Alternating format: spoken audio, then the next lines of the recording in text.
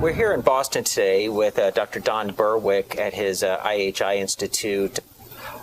So let's talk a little more specifically now about Medicare, the way it's delivered, how it can be improved, because it could be the single biggest problem of the nation now, if you consider that the budget would translate into foreign policy risk, as one of the generals said, and we spend more on health care than the military now. It's a bigger part of the budget, and so I think I've studied this a little bit, and I believe that. Would it be fair to say, would you agree that the fee-for-service structure of Medicare and Medicaid is one of the biggest factors that drives overutilization, unnecessary therapy? Is that can we begin with that? Yeah, but let's broaden it, Steve, for a second. I think one of the things that's very important to understand is that the problems of Medicaid and Medicare, high cost and really quality less than we want, that's not Medicare and Medicaid. That's the American healthcare system. So Medicare and Medicaid, they pay for the care of 100 million Americans, but there's 200 million more, and they're in the normal system, and that system's just got the same problems. So as Medicare administrator, or before or since, I view our challenge not as changing Medicare and Medicaid. It's improving the entire American healthcare system. That'll affect private payers as much as government payers. So we're kind of all in this together.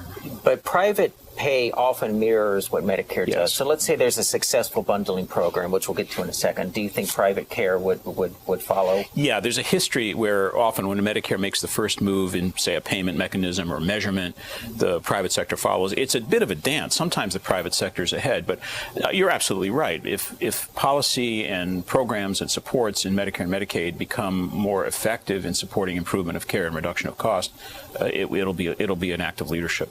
There was a recent article in the New England Journal, one of numerous ones, about bundling.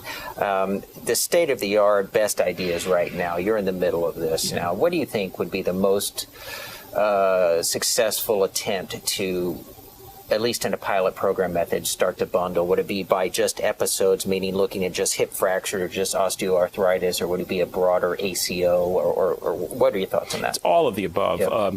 The root issue here with respect to payment is breaking away from the fee-for-service, the revenue-driven model, where the way everyone makes money in healthcare thrives is to do more and more and more things. Now, sometimes that's great. Advances in biotechnology are important, but we know a lot now that in healthcare, it's important to focus on the outcomes, on the quality of what's going on, not the amount that's going on. So any change in payment that gets us away from paying for every single spin of the gerbil cage, that'll be good. Now, there's a whole range of those, and some will work in some environments and not others. So at one end, we have accountable care organizations. Right. That's actually moving toward payment for the care of populations over time and space for a whole year. Mm-hmm. Bundled payment generally refers to paying for episodes of care, like your hip fracture repair and the following 90 days, all under one fee. That gets you thinking about discharge and transfers and safety. There's medical homes and health homes. That's actually providing a fee for coordination of care to make journeys, not fragments. Right. These are all parts of a family of change. I think they're all good. What's your opinion? You've seen real pilot programs all over the country. Which ones stand out to you? As if you were had absolute power and could implement something, which one do you think you like best? If I had absolute power and could implement something, I would still ask about the history and the resources in a particular area. For areas that are ready for it, capitated payment, global payments, payments where you're really giving responsible healthcare organizations budgets for the care of populations, gives them the flexibility and the motivation to really listen to the needs of the population. And if you pair that with very serious measurements of outcomes, you get really great care. I've seen phenomenal programs of fully coordinated, integrated care in Anchorage, Alaska, in California, in La Crosse, Wisconsin. You can find examples of places like that. There's numerous medical centers and systems around the country that are thought of as the models, Mayo Clinics, et cetera. Do they have in common the fact that they are less fee-for-service and more bundled, or no? It's very variable. It's one of the really inspiring things about the country, and what I learned as CMS administrator was you can find examples of success in almost any context.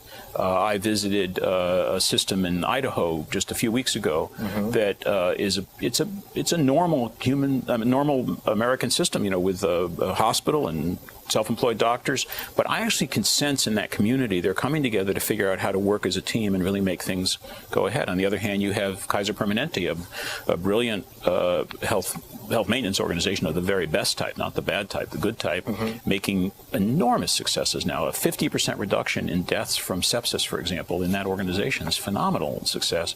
So you can find success in almost any kind of environment. It takes leadership, and it takes I think a medical and nursing staff that say the habits of the past can't be, we can't do that anymore. We're going to have to change to a much more team-oriented, patient-focused, scientifically grounded system.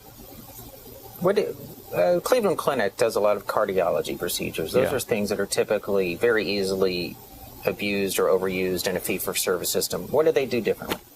They have very strong leadership and a very tight culture, and they're very, very patient-focused. They also think in process terms. They don't just let what happens happen. They design the care all together as a team, and they get smoother care and better outcomes.